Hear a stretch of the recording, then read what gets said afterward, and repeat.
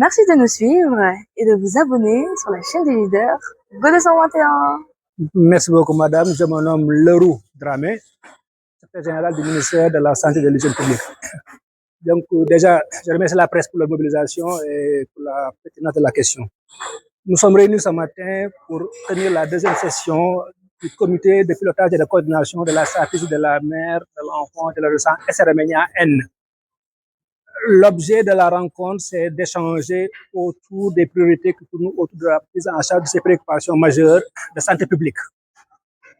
Cette plateforme, comme on l'a rappelé tout à l'heure en salle, concerne aussi la prise en charge des orientations du GFF, Global Financing Facility, mécanisme de financement mondial, donc qui est aussi un peu affilié à la Banque mondiale.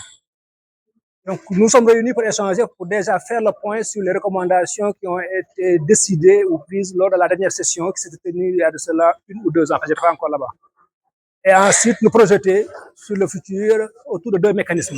Sur la stratégie du GFF, comme on l'a indiqué tout à l'heure, et sur aussi le démarrage imminent d'un projet appelé Natangé 2030, financé par la Banque mondiale et d'autres bailleurs donc, qui sont des donateurs de fonds fiduciaires. Voilà. Il y avait 5 recommandations phares qui avaient été retenues lors de la dernière session. Les résultats présentés font état que 60% de ces recommandations étaient satisfaites. Donc, il reste 40%, c'est-à-dire au moins on est un peu au-dessus de la moyenne. C'est appréciable, mais on peut mieux faire.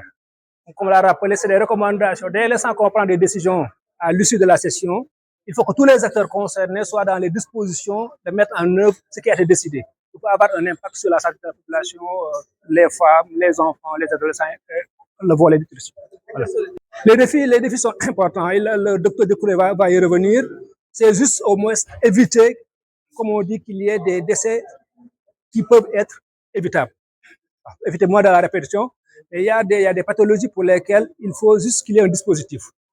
Des blocs sous, comme ils le disent, pour permettre aux femmes de pouvoir accoucher avec voilà, tout ce qu'il faut comme équipement, tout ce qu'il faut comme prise en charge et donner aussi comme ça, donner la vie sera un plaisir. C'est ça la priorité. L'autre chose aussi, c'est pouvoir élargir la mission du Centre national de transfusion sanguine.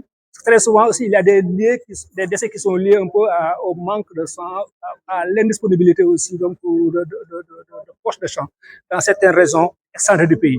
Donc, c'est ça les urgences. Et le PIFORA qui sera présent tout à l'heure reviendra là-dessus pour voir comment accompagner, pour qu'on puisse bâtir ensemble un système de santé fort, équitable et qui permettra de satisfaire aux préoccupations de toutes les Sénégalaises et des Sénégalais. Voilà.